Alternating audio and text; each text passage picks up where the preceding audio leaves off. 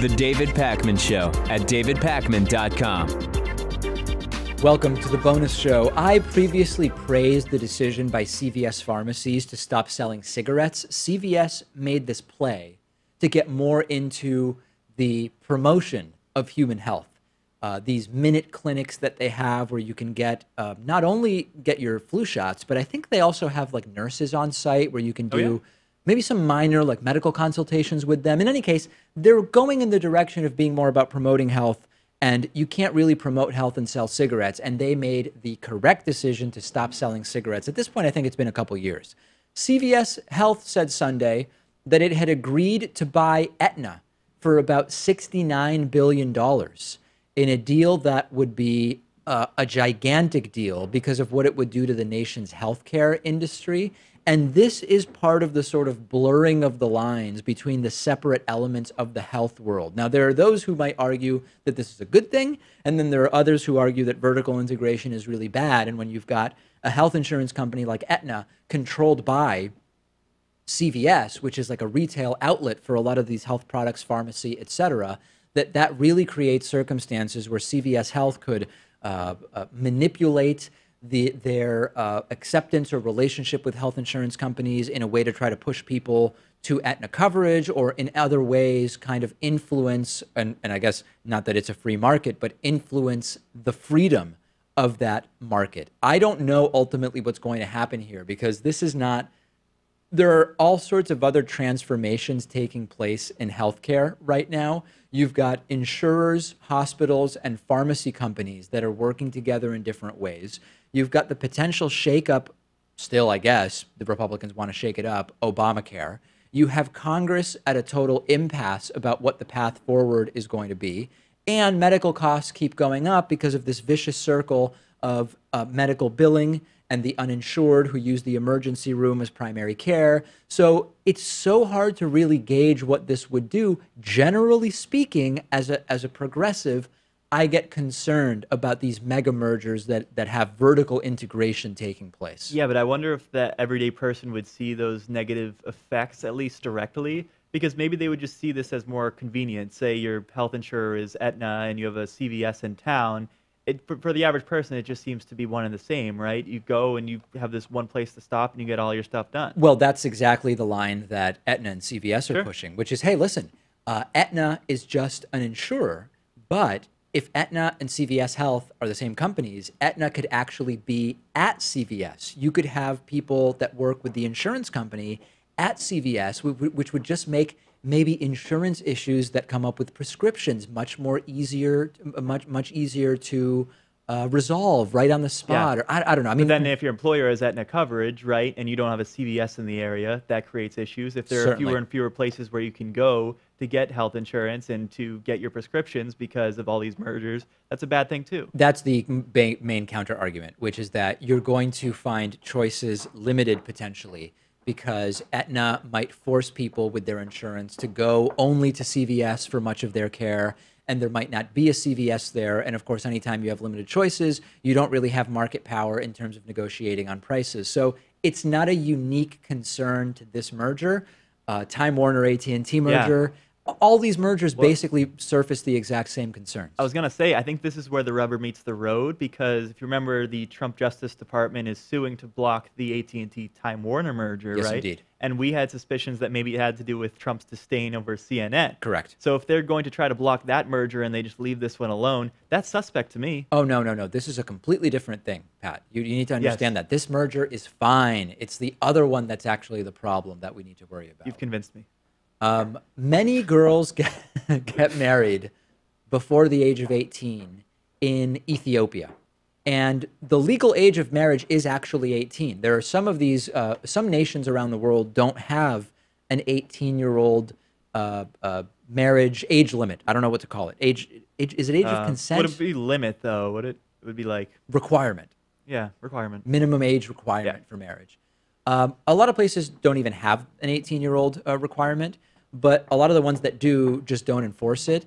And the problem is that there is a big incentive for families to marry off their daughters because very often there are sort of financial arrangements that are put in place. Or if you're a struggling family in, for example, Ethiopia, and you have a 13-year-old daughter, And if you marry off the 13-year-old daughter, it might come with some financial benefit. You are going to receive, you are going to be incentivized to marry your daughter off, even though she's only 13 years old. So what a region in northern Ethiopia is doing is it is rewarding not marrying off your daughter. When you have girls in your family between ages, I believe it's 10 and 18, if the family keeps the girls unmarried and in school, right? It has to be both, unmarried and in school. They will be rewarded with a goat, a sheep, or a pair of chickens, which in this region is actually a really important thing that allows you to feed your family. Yeah, and they're actually seeing that the chickens are often the best option in this area in Ethiopia. Because of the eggs? Because of the eggs, yeah. The schoolgirls can sell eggs in exchange for supplies,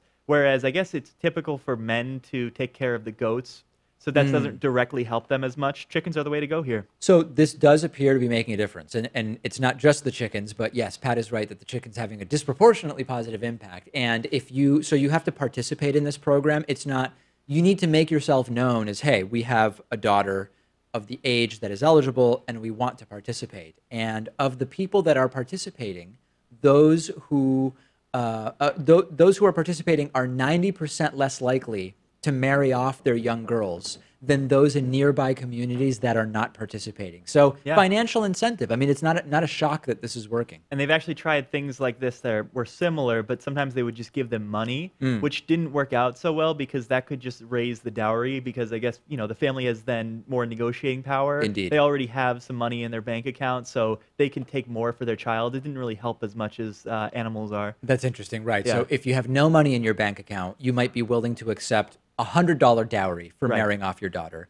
But if you already have $100, you might be able to say, hey, you know what? We're not that desperate. We're going to hold out for $500 for our so daughter. it's counterproductive in that way. That's interesting. Or at least not helpful. The basic income experiments in African villages have actually worked quite well. But of course, the point there is not to prevent child marriage. It's a completely different thing that's being tested. And I've been following some of those initiatives. But as far as this idea of preventing the marrying off of young girls, similar programs have been launched in Tanzania and Burkina Faso, and tens of thousands of girls are being enrolled in these programs. And hey, listen, tailored solutions for the problems that you have. Maybe in those countries, goats would be more helpful than chickens.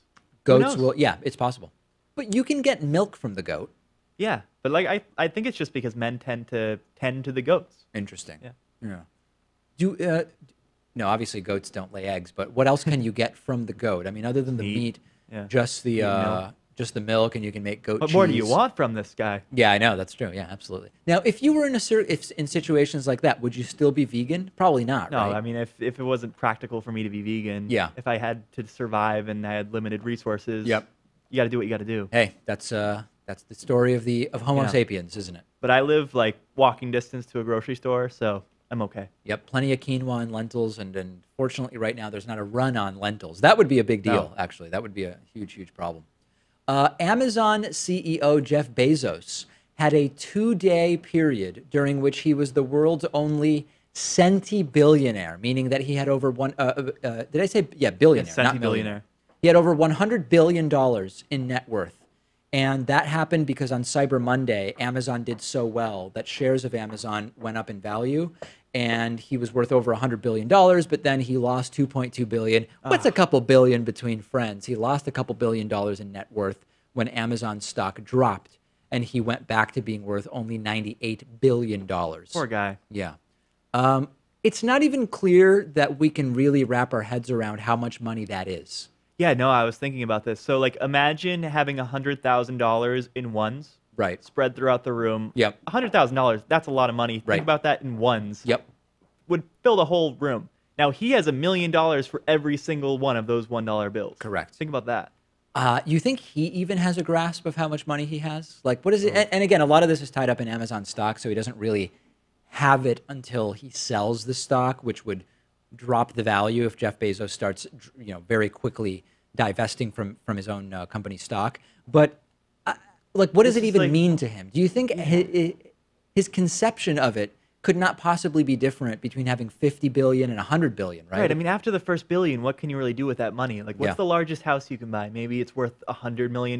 Yeah. You get a few nice cars. I mean, it gets to a point where you can't really get anything good out of that money that you have unless you set up charitable organizations. Well, that is the marginal utility of money. And there is a camp that says that the marginal utility of money is always one-to-one. That if you've got $1 billion and you get one more dollar, Yes. that the utility of that additional dollar is identical to someone who has $100 and gets one more dollar. I tend to reject that. I think that the marginal utility of money diminishes as you accrue more and more money. It just seems like basic percentages to me, right? I mean, I'm no economics expert myself. But Not on a percentage basis, though. Yeah. On a dollar by dollar basis. right, they're arguing. They're But arguing. We're taking the percentage approach. Oh, I see. If you take a percentage approach, then you would say, no, it's obvious. If your Yeah. net worth increases by 1% versus by 0.000000001%. Seems a little obvious then, right? It kind of makes it obvious that that's going to have a different level of utility. Second most richest, who do you think it is? Right now, Bill Gates. Bill Gates, yeah. Yeah, he's like $89 billion. But I thought that he went back and forth with Carlos Slim, the Mexican billionaire. You can throw in Warren Buffett. Warren Buffett as well. Yeah. Yeah.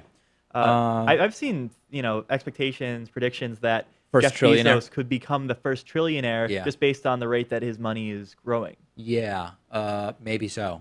How old a guy is he? Like early 50s or late 40s? He's not. I mean, he's not too old. He's a middle-aged guy. Are you into reading about people like Jeff Bezos and Steve Jobs? Like I have some friends who are obsessed with reading their I don't know if it's biographies, autobiographies, who knows what they've even written.